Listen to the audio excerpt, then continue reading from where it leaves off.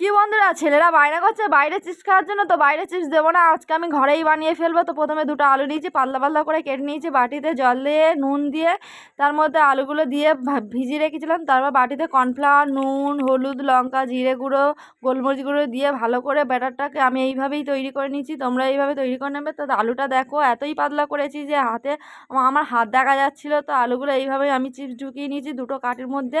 তো এইভাবেই তোমরা ঢুকিয়ে নেবে। তো দেখো আমার সব ঢোকানো হয়ে গেছে, খুব সুন্দর লাগছে। দেখো চিপসগুলো এইভাবেই সবগুলো ঢুকিয়ে নিয়েছি, তোমরা এইভাবে ঢুকিয়ে নেবে। তবে উনুনে কড়া বসিয়ে দিয়ে কড়াই তেল দিয়ে, তেল গরম হয়ে গেলে বাটারটা এইভাবে লাগিয়ে নিয়েছি চামচে করে। তারপর কড়াইতে ছেড়ে দিয়েছি। কড়াইতে ছেড়ে দেওয়ার পর এপিট ওপিট ভালো করে ভেজে নিয়েছি, লাল লাল করে ভেজে নিয়েছি। দেখো একদম খুব সুন্দর লাগছিল। তো এইভাবে সবগুলোই ভেজে নিয়েছি। তারপর আর কি একটু সস দিয়ে একদম আমার রেসিপি রেডি।